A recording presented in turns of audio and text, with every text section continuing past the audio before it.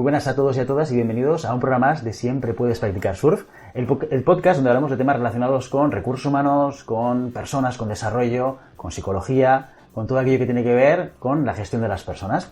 Mi nombre es Guillermo Cornet y conmigo, como cada programa, tenemos a Caro González, que está al otro lado. No la veis, pero igual la podéis escuchar. Hola. Sí, decide participar en algún momento. Es la persona, ya sabéis, que se encarga de controlar todo lo que se ve y lo que se oye y de editar y que todo esto quede fantástico.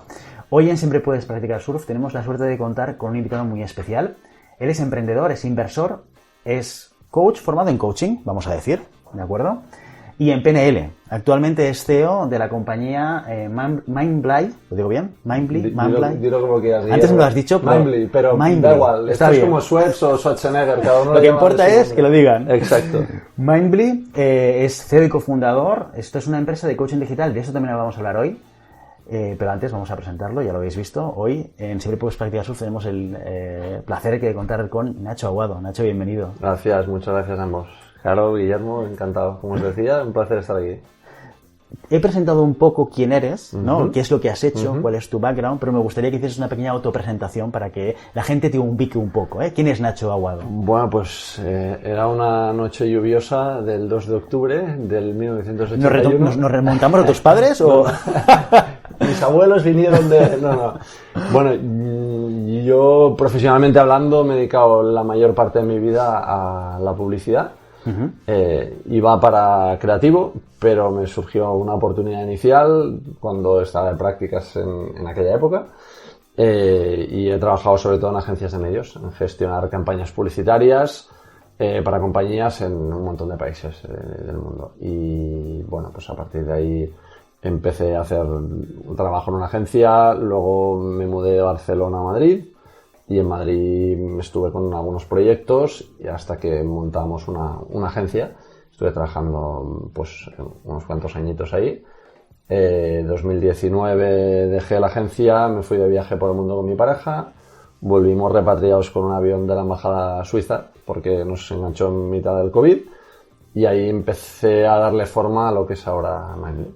Uh-huh. Muy bien. Bueno, muchas cosas, vamos a ir poco a poco, porque nos va a interesar saber un poco qué es lo que has ido decidiendo y qué es lo que has ido aprendiendo de las diferentes etapas, porque tienes como etapas diferentes a nivel profesional que creo que pueden aportar mucho. Pero antes de eso, te voy a leer lo que tú pones en LinkedIn. ¿Tienes claro, lo tienes en mente lo que pones en LinkedIn? La verdad es que no mucho. Porque no tienes foto en LinkedIn, ¿eres consciente de esto o no? Sí que tengo foto. ¿Y por qué no se ve? Eso me ha pasado últimamente y yo creo que es por tema de contactos.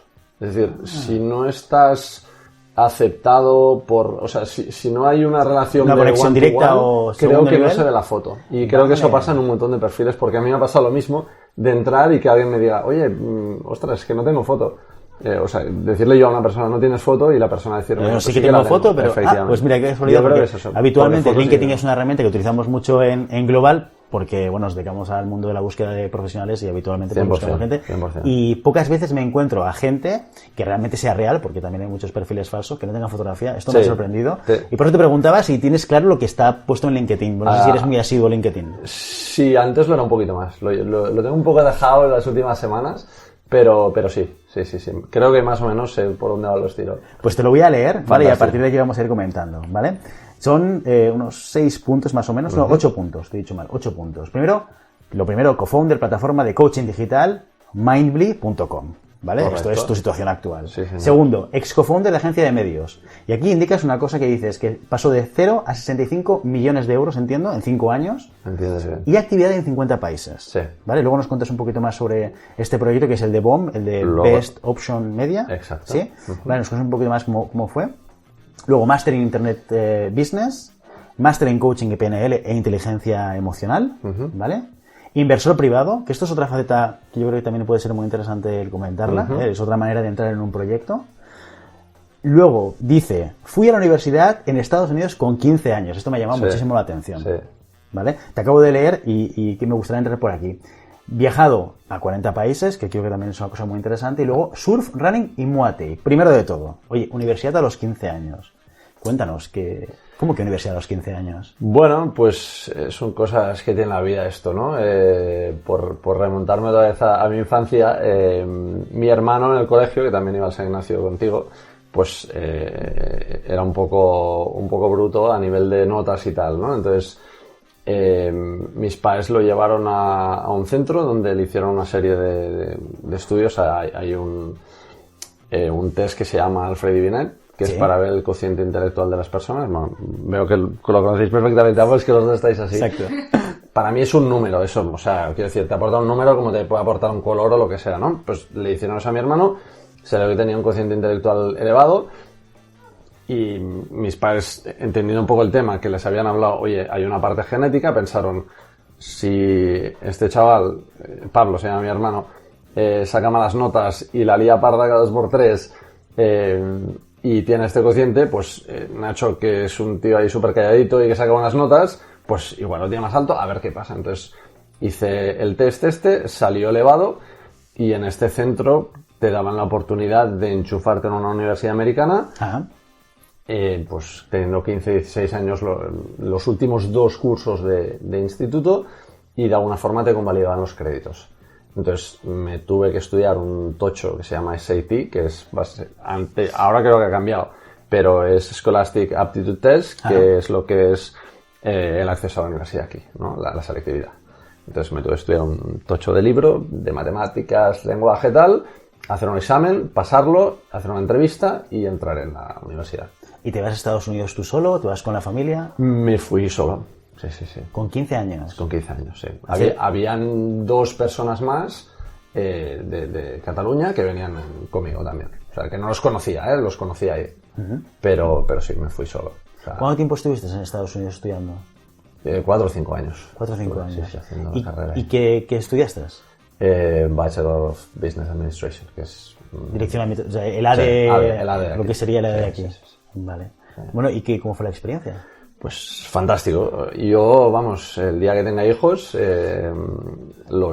encantado de poderlos enviar fuera si puedo, porque con 15 años te topas con una cultura completamente diferente, que es la americana, y además empiezo a conocer a gente de países que desconocía su existencia. Yo con 15 años no sabía que Santa Lucía existía, o Trinidad y Tobago, o Sri Lanka. No era un experto en geografía, entonces estos países, pues conocía gente de otros países, y para mí esa experiencia es súper enriquecedora y te abre muchísimo la cabeza.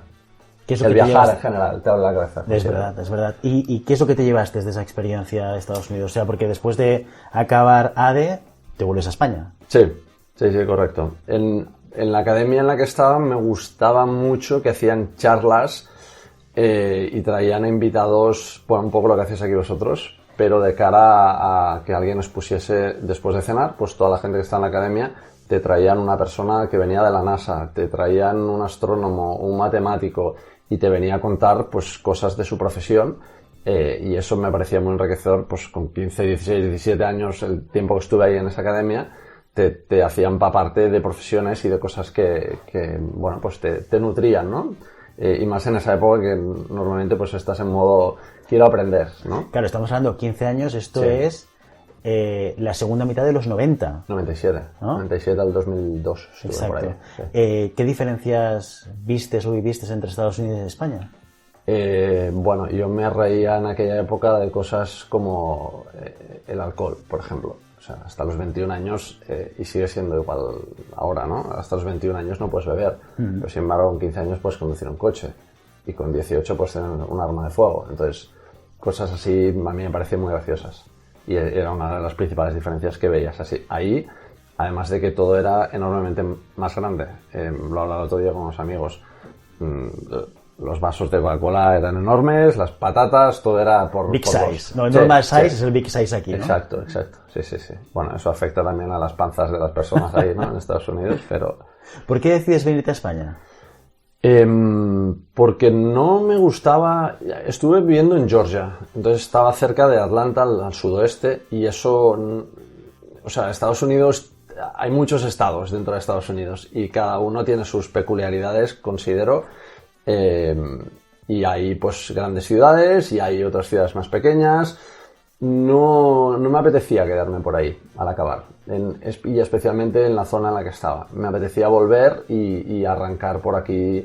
De hecho, al volver me puse a estudiar publicidad, al volver aquí a Barcelona. Entonces, ahora volvemos otra vez a tu llegada a España, tu inicio de tu carrera profesional, ¿vale? Pero me interesa destacar otra cosa de tu LinkedIn, el surfing, running, hasta aquí bien, bueno, el surf es un rollo que es algo que te da rollito, el running está muy de moda, Muay Thai. ¿Practicas Muay Thai? Sí. ¿Entrenas? Sí. ¿Eres un tío peligroso? No. Bueno, depende de lo que me digas, ¿no? Claro, depende de cómo me trates. Leche, todos tenemos un poquillo, pero no, que va para nada. ¿De dónde viene esa motivación, ese interés por el Muay Thai? Pues no lo sé, siempre ha sido un deporte que me ha fascinado. Veía vídeos de peleas y me parecía muy bonito a nivel estético. Pues es que no hay otra arte marcial de Birmania que también utilizan codos y rodillas, pero bueno, el Muay Thai sabes que es el arte de los 8 limbs, que dicen, ¿no? De las 8 extremidades, perdón, de las 6 extremidades, a ver si lo digo bien, son los puños, los codos, 4, rodillas y los pies, entonces son 8. Y hay otro en Myanmar, cuyo nombre no recuerdo, pero que utilizan también la cabeza, entonces serán hasta cabezazos. Que eso es ya un poco más bestia. Pero sí, empecé a entrenar justo al dejar la agencia y ha seguido. En mi viaje aproveché en Tailandia, que estuvimos un mes ahí de descanso para ir a entrenar todos los días ahí en Tailandia y aprender. Soy muy amateur, pero es un deporte que me fascina, me parece muy chulo. No, yo esto de deporte, a mí también, yo soy fan de la esgrima y compito y tal. ¿Ah, sí? Y creo que es súper importante este equilibrio entre cosas, ¿no? El tener, aparte de tu área personal, familiar, profesional, hacer deporte, es que es clave. Sí, mira, lo vi. Sí. Hace no tanto vi aquella película Segunda Guerra Mundial, que hay una máquina que tienen que descodificar para los mensajes alemanes, que está basada en hechos reales, sí, que el protagonista... Doctor Strange. El Doctor Strange, efectivamente, es el Doctor Strange, sí. Es muy bueno este actor. Que el tío se suicida muriendo una manzana y que dicen algunos que es en lo que se inspiró Apple para hacer la manzana mordida, ¿no? Dicen que esa es una de las historias que hacen que sea la manzana mordida. Yo había oído que tenía algo que ver con el sello discográfico de los Beatles. Algo había por ahí. No lo había oído. Sí. Pues en esta película, el que es digamos, erudito, ¿no? El que está detrás de esta máquina decodificadora, todas las mañanas sale a las 5 de la mañana a correr, ¿no? Y entonces, de alguna manera, percibes esa necesidad de equilibrio, oxigenación del cerebro, cuando te pones a hacer una actividad mental y demás, ¿no? Yo creo que esto aporta muchísimo. Dopamina, toda esta parte de químicos positivos en el cerebro, 100%. Hay un libro de una señora que se llama Susan Jeffries, si no recuerdo mal, que se llama Feel the Fear and Do It Anyways, que te habla de una teoría del cuadrante, podríamos decir, que establece un cuadrado para lo que es tu vida, y habla de cómo una persona que solo tiene trabajo en su cuadrado, si le quitas de la ecuación el trabajo, se le queda el cuadrado vacío. Entonces, si tienes mucho peso en una área de tu vida y esa área la llevas mal, estarás mal tú. Entonces, como que recomendaba dividir tu cuadrado en diferentes mini cuadrados, poniendo hobbies, deporte, darte a los demás, hacer algo con ONGs, ayudar, familia, amigos, pareja, bueno, pues dividirlo eso en diferentes cuadrados, de forma manera que si hay uno que lo llevas mal, siempre puedes apoyarte en el resto. Esto en el mundo empresarial sería diversificar el riesgo. Efectivamente. Es como diversificar. Efectivamente. Pero el emocional, el riesgo emocional que puedes tener. En el financiero, ¿no? Variar el portafolio, ¿no? Total. Diversificar el portafolio. 100%. Total. Muy bien, oye, vamos a España. Cuando llegas aquí a España después de tu experiencia en Estados Unidos, empiezas a trabajar, tienes un primer periodo de unos 5 o 6 años en que trabajas en 2 compañías, ¿vale? Cuéntanos un poco ese periodo de tiempo trabajando para terceros, lo que sería lo más común, ¿no? Sí. Acabas la carrera y te pones a trabajar para otros. Yo creo que una de las primeras empresas fue Atic, que era una compañía que manufacturaban, era una fábrica de maquinaria textil. Maquinaria para teñir textil. Entonces, fue muy interesante porque yo llegué de Estados Unidos y empecé a trabajar ahí y me alucinaba porque tenía un calendario de un año, todos los países que iba a visitar, porque yo era comercial. Entonces llevaba una cartera de países, entonces tenía un calendario brutal de un montón de países. Fui a India, fui a República Checa, fui a Portugal, fui a Inglaterra y no fui a más porque la empresa quebró. pero bueno, era muy pipiolo y aprendí muchísimo de vender, de salir a hablar con gente, de negociar precios en India, en una fábrica, con el propietario de la fábrica, en una pequeña oficina donde había 10 o 20 máquinas con toneladas de agua hirviendo en India, en el sur de la India. Tú imagínate el calor que hacía ahí dentro negociando con ese señor. Pues bueno. Eso te curte, ¿eh? Sí, claro. Sí. Y más con países así que son increíbles negociando. Claro, esa experiencia internacional te aporta esa visión. Luego, cuando de aquí vas a Grupo Festina directamente. Exacto, ahí empecé, estaba en el servicio de postventa. Vale. Y eso me curtió mucho a la hora de hablar con gente cabreada. Porque llamaban, ostras, que se me ha estropeado el reloj y no sé qué, me ha entrado agua en el reloj. Bueno, pues cada uno con su historia de un servicio postventa, ¿no? Entonces estábamos en el call center, recibíamos paquetes y teníamos que numerarlos, bueno, todo el proceso de logística que conllevaba eso. Y ahí realmente, pues, aprendes a escuchar y también he trabajado de camarero, he trabajado de paleta, he trabajado de profesor particular. Entonces, esta parte te aporta humildad de entender qué hay en el otro lado, ¿no? Y a veces cuando me llaman de un call center, que no es lo mismo que hacía yo, pero intento pues llevarlo con amabilidad. Hay días que no también, soy humano. Va como va. No, pero yo he tenido ese proceso de aprendizaje también, porque yo hasta hace poco, hasta que no emprendí, no vendía, no era comercial, y yo era el típico que le preguntaban, oye, pero Guillermo, ¿qué te parecería vender? Y yo decía, yo vender en la vida, no voy a vender nunca. Yo, mi trabajo técnico, lo que tengo que hacer y demás. Y cuando me tocó, porque cuando emprendes, seguramente una de tus actividades principales tiene que ser vender lo que haga falta. 100%. Y empecé a hacer cold calls y hacer llamadas en frío y tal. Empecé a valorar, no sé si a valorar, pero a mirar diferente aquellas llamadas en frío que me hacían los demás. En plan, respetándola mucho de, oye, pues mira, es que no te voy a comprar, no pasa nada. Claro. Pasa la siguiente llamada, porque conmigo no tienes no hay conversación, ¿no? Cuando antes era como cabreado, ¿no? Es que me vuelve a llamar Vodafone, o Orange, o Movistar, quien haga falta, ¿no? Qué pesados son. O sea, al otro lado tienes una persona que tiene que hacer, no sé, 80, 90 llamadas al día, ¿sabes? 100%. Yo siempre digo que todo el mundo debería ser camarero o camarera alguna vez en su vida. Simplemente por entender y entender los momentos pico de trabajo que tiene esa persona, que se haya podido olvidar algo. Total. Esta parte es lo que te ayuda a ponerte en la piel de otra persona, ¿no? Totalmente. De ahí ya empiezas tu periodo más largo, que son 5 años en medios de comunicación, o en medios de publicidad. Creo que fue el 2005, así empecé en la parte de publicidad. Sí, acabé la carrera de publicidad y relaciones públicas y me metí a hacer publicidad. Yo iba para creativo, tenía un book de... ¿Se pueden decir palabrotas? Sí, claro. Bueno, tenía un buen book, ¿vale? Entonces, pero mira, por cosas del destino y también por decisión mía, me metí en la parte de medios. Uh-huh. Ahí empecé en una agencia pequeñita que luego pues nos fuimos a Madrid a empezar un proyecto ahí. Y nada, pues ese periodo pues trabajando en temas de medios, trabajando en temas de producción, como te comentaba antes, Carol, y también lanzamos un canal de televisión. O sea, hice un poco de todo en este periodo. Y luego ya pasamos a BOM, que fue pues el proceso más crecimiento más exponencial que he tenido dentro de una compañía a nivel facturación, a nivel gente y demás. Ese que decíamos de 0 a 65 millones de euros, lo que ponías en LinkedIn. Sí. Primera pregunta antes de entrar en el detalle, ¿por qué decides emprender?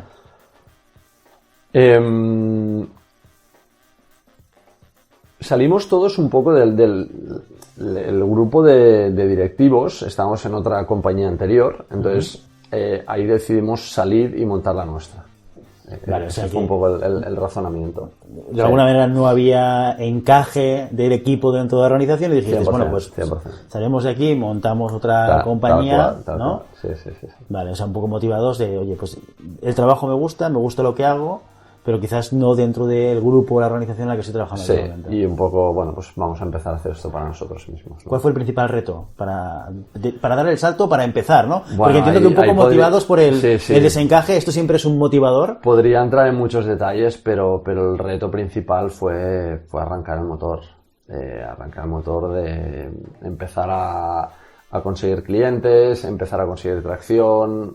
El mundo publicitario de medios es un mundo, y yo llevo fuera unos años ya, pero tengo algunos tirillos pegados, ¿no? Ahí es un mundo extremadamente financiero, donde compiten agencias muy grandes, con budgets muy abultados, y donde pues al final son muchos millones que se mueven en base a una serie de palancas, y esa parte inicial donde normalmente cuando arrancas tienes que realizar unos pagos con mayor premisa, ¿no?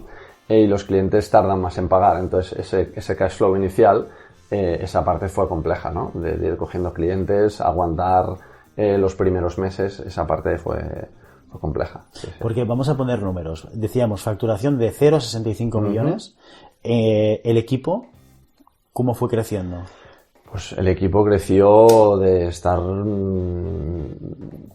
casi una treintena de personas hacia el final. No es mucha 3 o 4 personas y al final del periodo 30 personas. Sí. No es mucha gente para la facturación que teníamos, incluso en el sector de medios. Pero bueno, también esa fue una de las razones por las cuales quise hacer el máster de coaching, porque había mucho trabajo, había mucha tensión, todo era para ayer, tuvimos un periodo de rotación elevada, culturalmente no acabamos de aterrizar las cosas bien.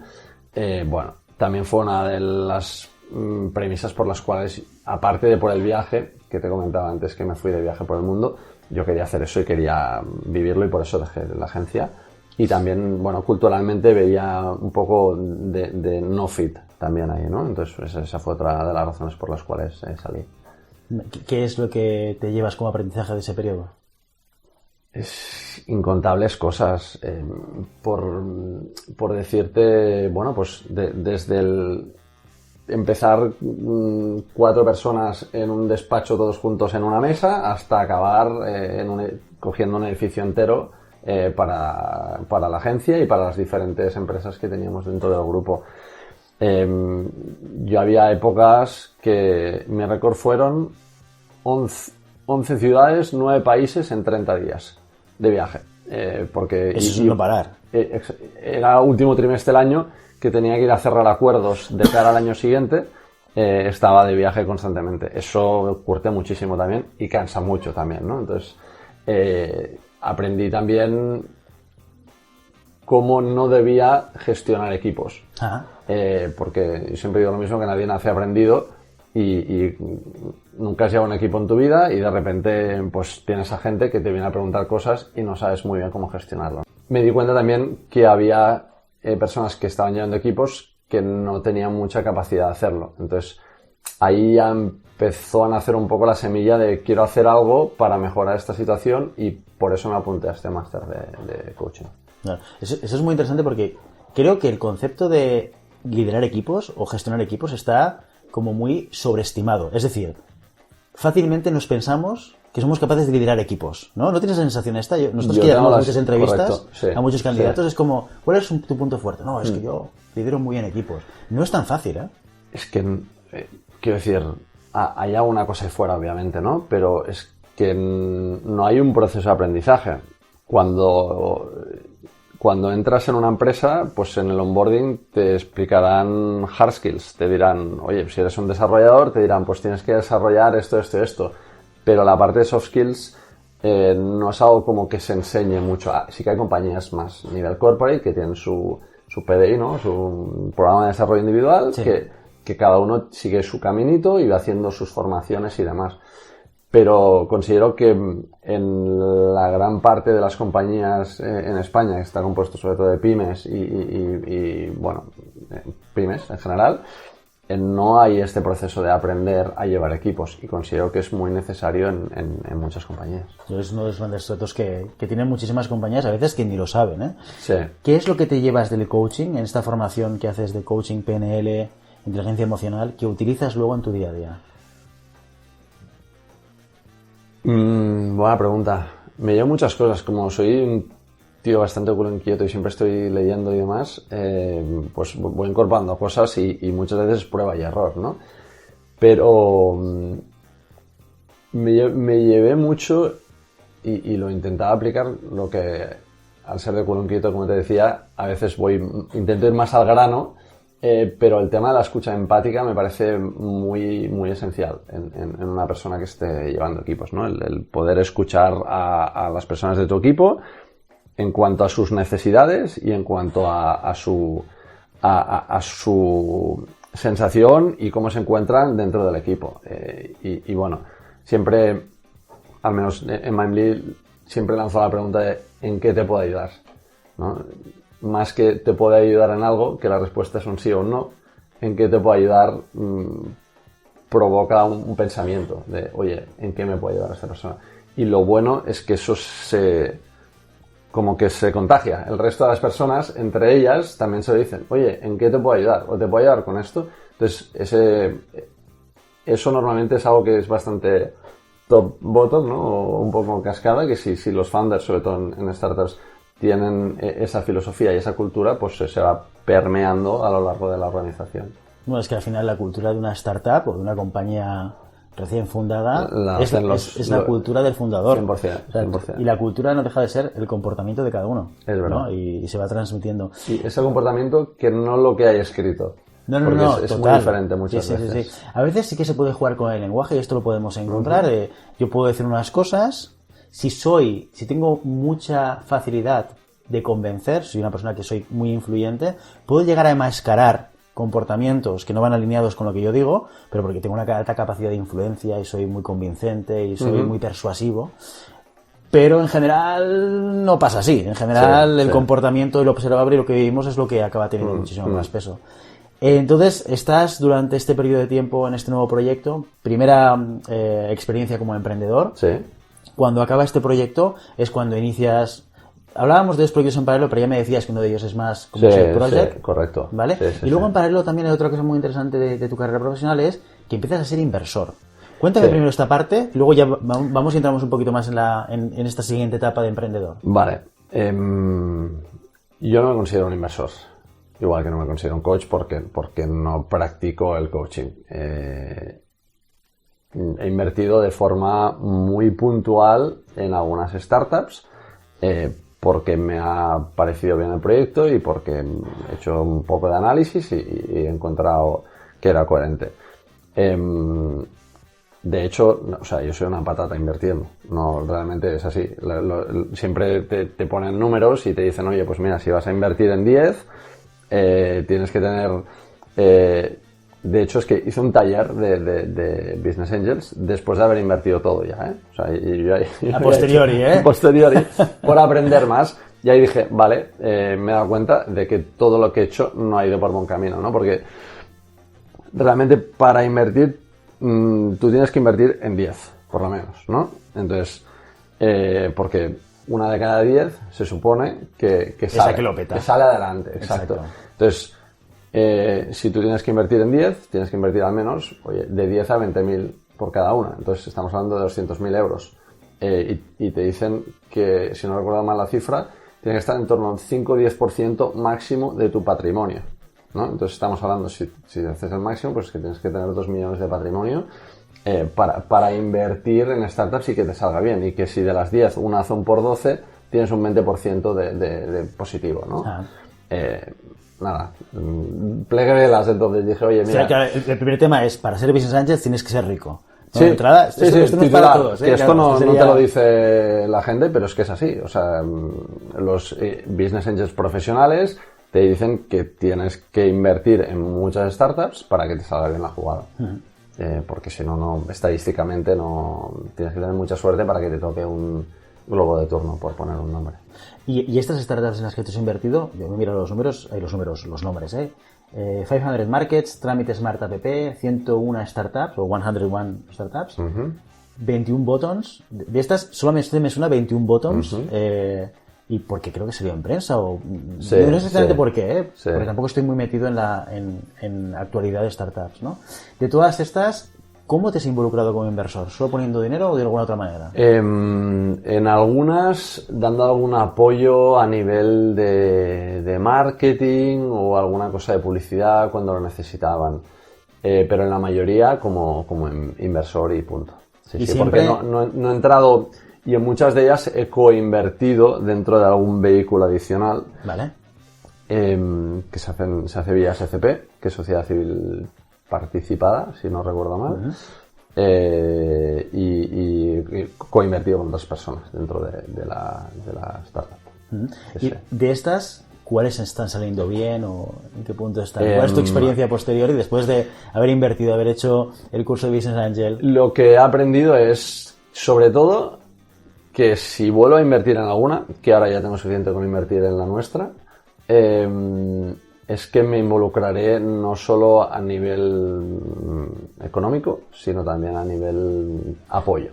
Que pueda ofrecerles lo que me parece una expresión un poco burda, pero de smart money, ¿no? De, oye, te invierto, pero además te apoyo con mis conocimientos. Oye, estamos viviendo ahora una época en el mundo startup bastante convulsa, ¿no? Estamos viendo como compañías muy grandes, Amazon, Twitter, Google, están o recortando o directamente echando gente, ¿no? Y mensajes, empresas como Google, que siempre han sido muy employee friendly, ¿no? Sí. Empiezan a decir cosas como, las cosas no van bien, vamos a apretar aquí el cinturón y ponernos las pilas porque ojo con cómo va la evolución, ¿no?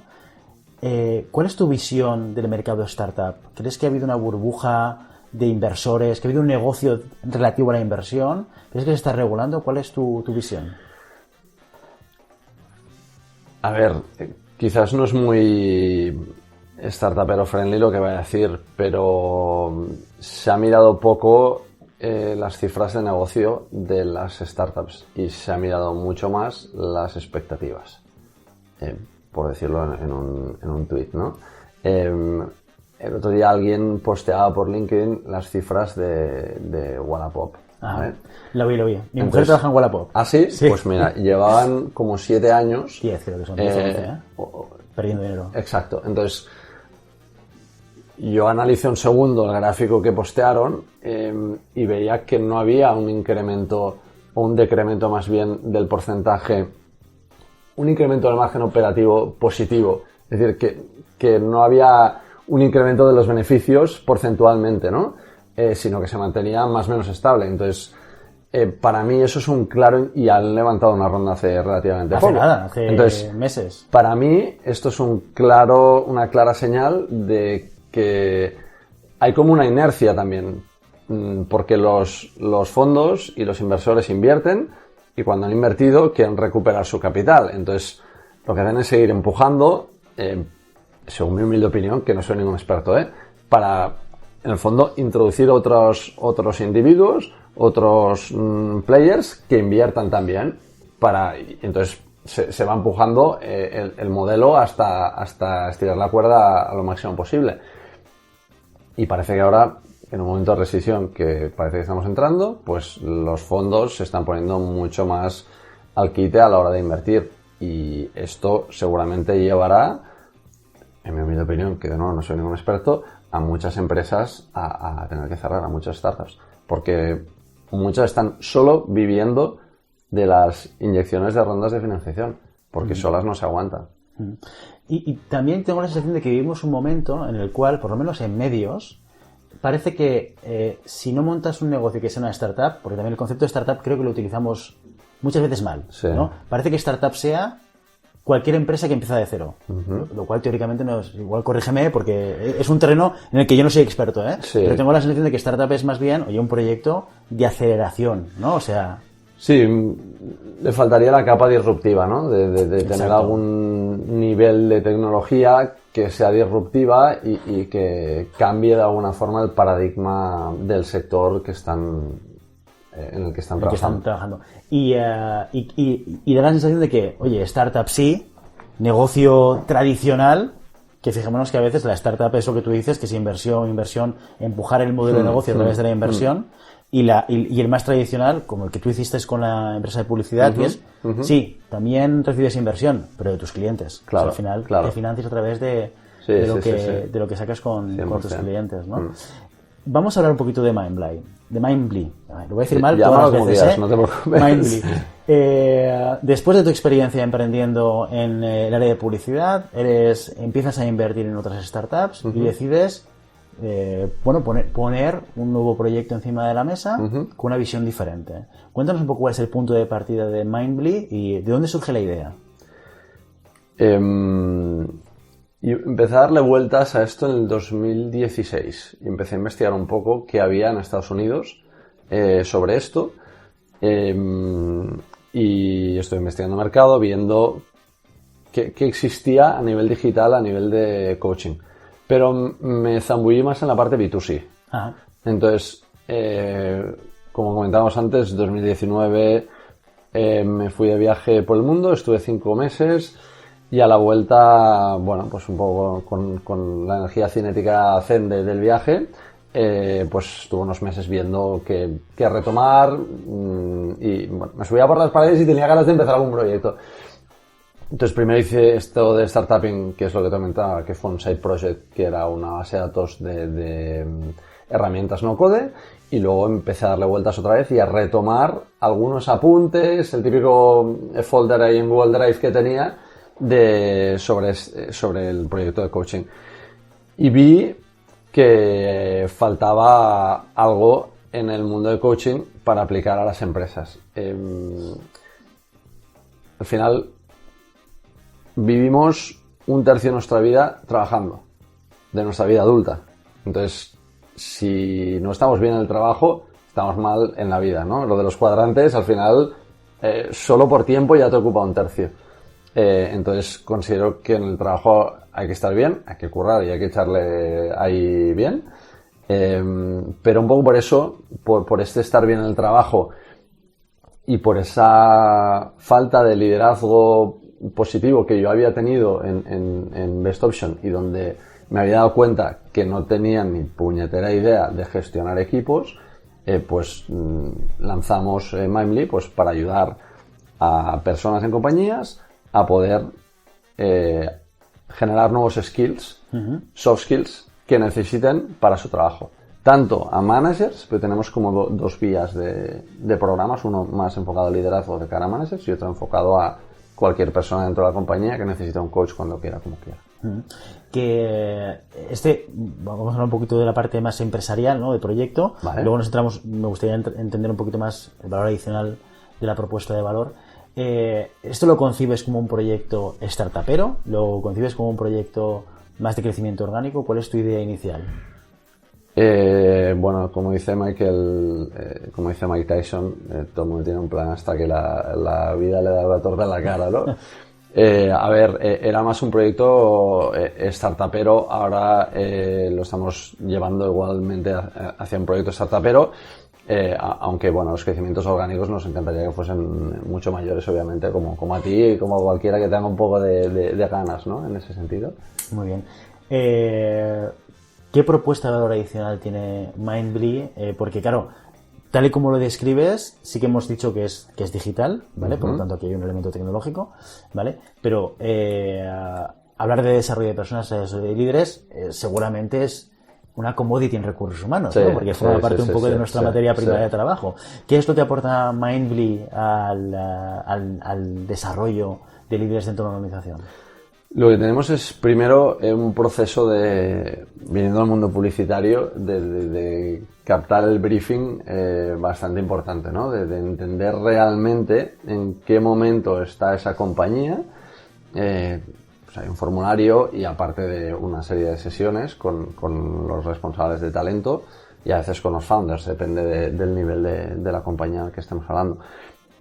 Y ahí nos hablan un poco de su cultura, de los valores, del background de la compañía, de dónde están, si han hecho procesos de coaching antes, qué les ha gustado, qué no les ha gustado, qué consideran ellos un proceso exitoso. Bueno, toda una serie de preguntas para captar información sobre la empresa y luego ya bajamos al punto de cada una de las personas que va a hacer el proceso de coaching. Dependiendo, si hablamos de la parte de liderazgo, ya vamos puntualmente a cada una. Si es el otro que le llamamos on demand, que es que cualquier persona de la organización pueda acceder a un coach, eso es un aporte de valor, porque no hay ninguna plataforma ahí fuera, ahora mismo, que cualquier persona de la organización puede acceder a un coach. Sí que hay para psicólogos. Para coaches que yo sepa y que tengan conciencia, no. Esto, corrígeme si me equivoco, ¿es una especie como de marketplace donde conectamos coaches con coaches? A nivel Business Angel es la pregunta eterna de ¿es un marketplace esto o es un SaaS? Pues es un mix. Porque por una parte es un híbrido entre marketplace, SaaS y consultoría. Vale. Tenemos la parte de consultoría de captar todo el briefing inicial. Tenemos la parte de SaaS de aportar una plataforma en la que, ese es el campamento base y el timón para seguir todo el proceso. Y luego tenemos la parte del marketplace, mal llamado así, porque no está abierto a todo el mundo, sino solamente para las compañías, que se hace un programador para cada una de ellas, donde cada usuario puede acceder y encontrar a un coach o a una coach que sea ideal para él o para ella. ¿Lleváis ahora en el proyecto 2 años más o menos? Sí, abril 2021. Abril 2021 constituimos. A nivel empresarial, ¿en qué punto estáis? A nivel de crecimiento, ¿en qué estado está ahora el proyecto? Está en estado, pues en el equipo nos llevamos a 10 personas. Tenemos unos cuantos clientes, desde corporate hasta empresas más chiquitinas, y tenemos un montón de programas activos con usuarios. ¿Y qué diferentes retos tiene un proyecto como el de Mindly comparado con el de la agencia de publicidad que montaste previamente? Pues nada que ver. La agencia de publicidad, la dificultad estaba en captar clientes y en gestionar bien las campañas. Al final, cada campaña era un mundo diferente y cada campaña tenías que pelear los costes ad hoc, aunque podías tener una base o un acuerdo madre, un marco. Y sin embargo, con este proyecto, parecido es también la captación de clientes. Te voy a contar a ti, ¿no? El sector B2B y de recursos humanos es complejo. Y luego, una vez arrancado el programa, por la parte interna es bastante sistemático porque lo tenemos todo súper organizado en ese sentido, ¿no? Tanto a nivel de front de cara al usuario como a nivel nosotros interno de todas las gestiones que se hacen. ¿Qué esperas del proyecto de aquí 2-3 años? Me encantaría llegar a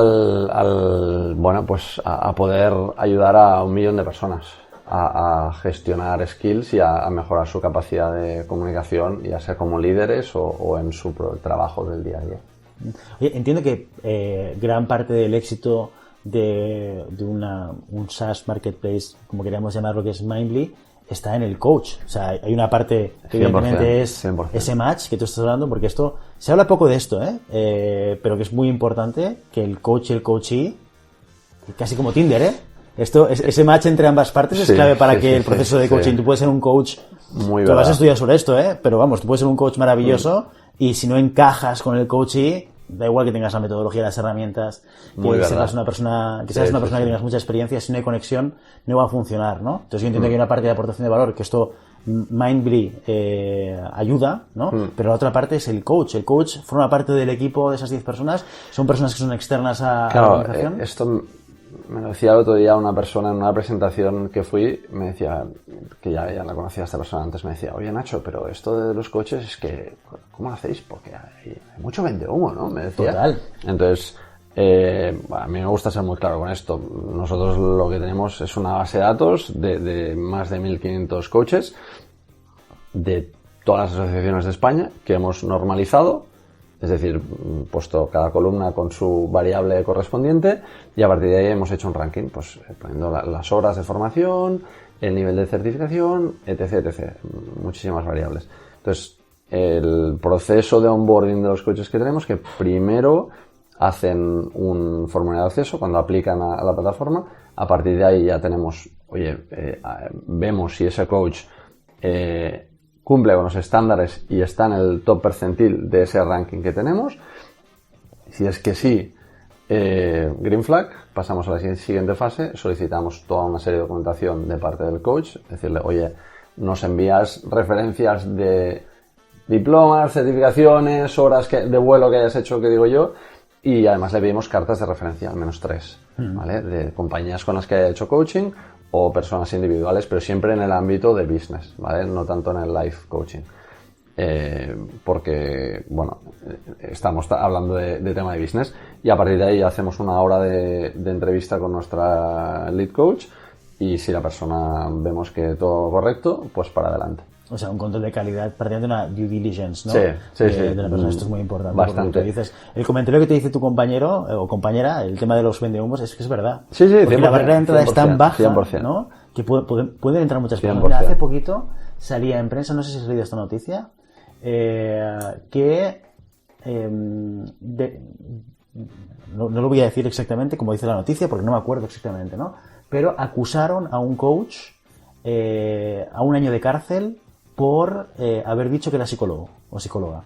No sé si has leído esta noticia. No, francamente no. Yo creo que esto para mí es la punta del iceberg. O sea, eso quiere decir que hay mucha gente que explica que tiene ciertas experiencias o que tiene cierto bagaje que realmente no lo tiene. Claro. Y es clave hacer este proceso de garantía. En la época en la que estaba en la agencia, nos presentamos a un concurso del Colegio de Psicólogos de Madrid. Y uno de los puntos, junto a una agencia creativa, y uno de los puntos que querían sacar era el intrusismo, ¿no? De los coaches dentro del... Hace años ya de esto, ¿eh? Pero 100%, o sea, nosotros trabajamos temas de soft skills en el trabajo, que luego siempre se salen cosas personales, porque si te vas a dormir cansado de trabajo, te levantas cansado, vida personal, vida laboral es la misma, ¿no? Exacto. Pero sí, no, en temas de psicólogos ahí no nos metemos ni de broma. O sea, lo tenemos mucho en nuestra cultura en ese sentido también. No, esto es muy importante porque al final, si no eres honesto con la propuesta de valor, te pilla el toro. 100%. O sea, llega un momento en el cual el toro 100%. Te va a pillar. O sea, es una cuestión de tiempo. Y esto lo he vivido yo personalmente. En el máster de coaching tenías que hacer una serie de sesiones con unas horas para que te dijeran, ok, pues has acabado el proceso y tal. Me topé con una persona que había estado medicada, había tenido una serie de episodios clínicos y después de la primera sesión yo dije, lo siento, pero no puedo ayudarte. Claro. Y hay que ser asertivo porque a veces la persona te dice, oye, me ha ido muy bien, quiero seguir. Y así fue. Yo dije que no porque no era ni mi terreno ni estaba capacitado como coach. En ese sentido, ¿no? Mira, veíamos ahora la noticia, la Fiscalía pide 1 año de cárcel a una coach por fingirse psicóloga. Pues mira, las cosas que pasan. Es un tema serio. O sea, no, es un tema muy serio. Es que a veces la psicología por doctor, ¿no? O por traumatólogo. Exacto. Porque sí. no sé, porque soy fisio y me pongo a operar. No, totalmente. Lo que pasa es que a veces la psicología está en un terreno que muchas veces la gente entiende que no es igual a la medicina. Y no es igual a la medicina, pero es ciencia igual. Mira, hace poco 100%. Estaba con unos amigos, en los cuales estaba uno que conocemos los dos, cenando una hamburguesa, y nuestro foco de discusión fue si la psicología era una ciencia o no era una ciencia. Y yo les explicaba, sí, este era nuestro foco de discusión. ¿Y cuál fue la conclusión? Bueno, la verdad es que como yo tengo muchos argumentos, porque lo tengo muy hablado esto, claro, al final yo fui confrontando argumentos y les fui diciendo, mira, es que una ciencia se define por estas características y la psicología las tiene. Otra cosa es que a veces nos acierte, otras veces es que con el tiempo cosas que pensábamos que eran ciertas luego no lo son. Pero esto pasa con la física, pasa con la química, pasa con todas las ciencias. Efectivamente. ¿No? Y mira, de esto vamos a hacer un vídeo. Sobre si la psicología, luego ya te pasaré el enlace. Si la psicología es una ciencia o no lo es. Y así lo explicamos un poquito. O sea que también hay un poco de falta de conocimiento o falta de profundidad en tratar con seriedad, como tú dices, con conceptos como el tema de la psicología, ¿no? Correcto. Ya, además hay otra cosa que considero que donde vivimos hay un estigma culturalmente hablando de ir al psicólogo, ¿no? En otros países es normal, ¿no? Lo que decía el traumatólogo, te has hecho daño en el tobillo, pues vas al traumatólogo. Aquí te encuentras mal emocionalmente, oye, si vas al psicólogo, pero no, está como visto peculiarmente, o porque te patina el embrague, que dice un amigo, exacto, o porque eres un flojo, o lo que sea, ¿no? Y considero que este estigma, se habla mucho en LinkedIn, que tú también estás por ahí y tal, pero considero que tenemos que sobrepasar eso ya estando en el siglo en el que vivimos, ¿no? Yo creo que poco a poco va bajando cada sí, vez más. Sí, 100%. Esta visión negativa se va normalizando muchísimo más. Sí. Oye, déjame preguntarte una cosa sobre el equipo humano. Ya que te he preguntado varias, sí.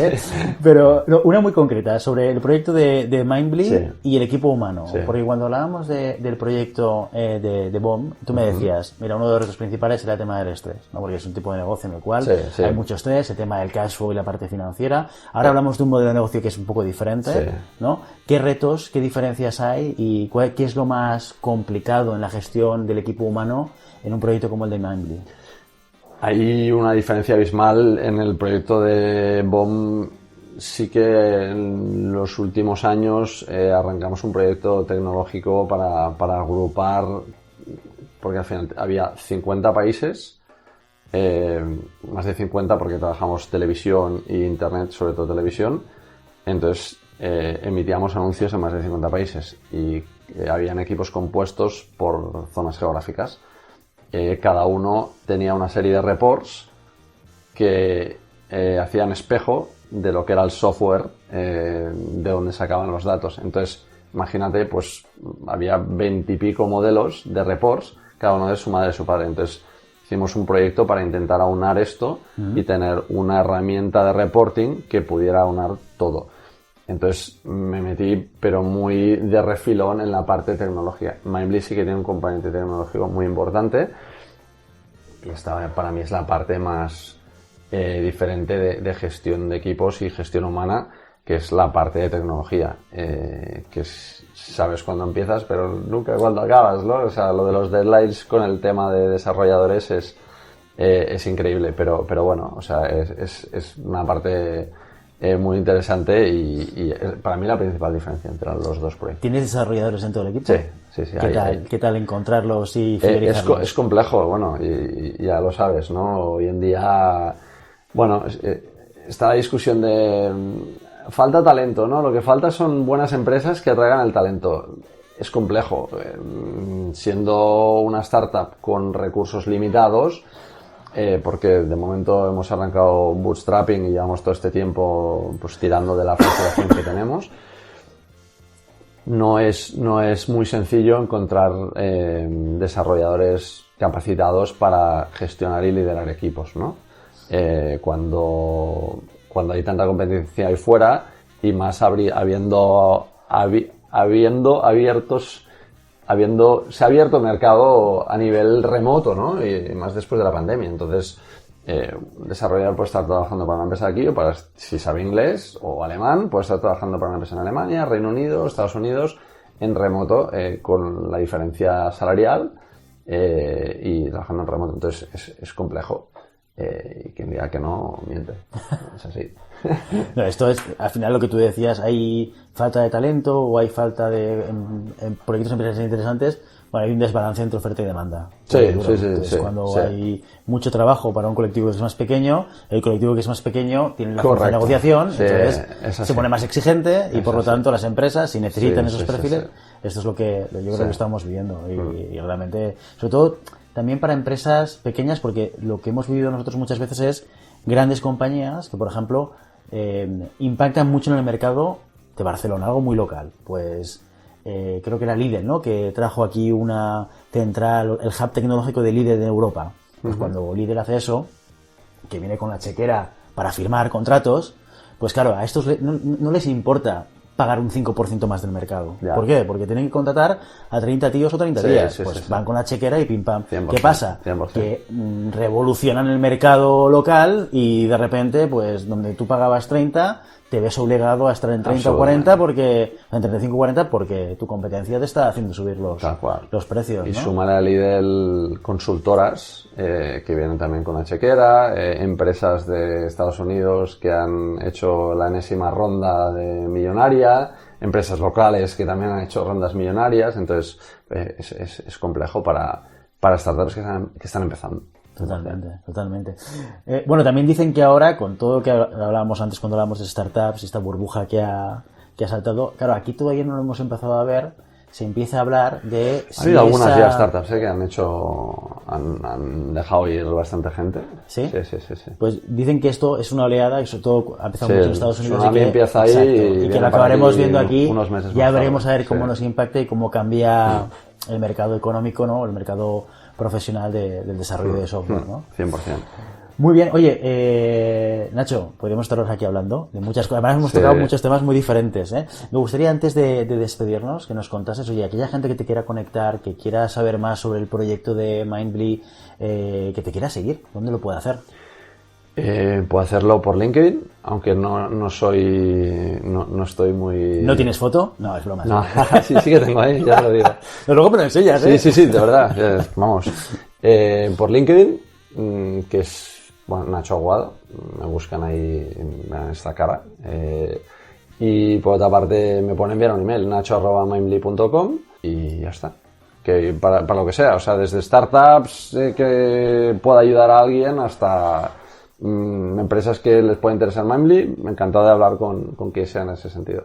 Si estoy también de mentor por ahí en algún sitio, a mí esto me fascina y si puedo ayudar a devolver al ecosistema lo que me ha dado a mí, pues encantado. Muy bien, Nacho, oye, muchísimas gracias por venir hoy al programa. A vosotros. Ha sido un placer tenerte con nosotros y poder hacer ese viaje contigo, ¿no? De todas las diferentes experiencias que has tenido y hablar de diferentes temas.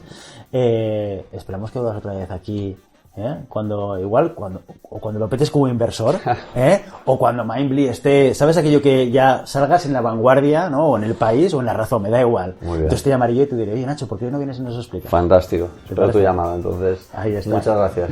Muy bien, Nacho, muchísimas gracias. Y eso es todo por hoy. Ha sido un verdadero placer tener a Nacho Aguado con nosotros en el programa de hoy. Espero que lo hayáis disfrutado, que lo hayáis encontrado interesante toda esta conversación. Y os recordamos que, bueno, como ha dicho Nacho, le podéis seguir en redes sociales, a través de su correo electrónico, a través de la web de mindly.com. Gracias por escucharnos cada semana y esperamos teneros de vuelta pues, en el próximo programa. Muchísimas gracias a todos. Hasta la próxima. Adiós.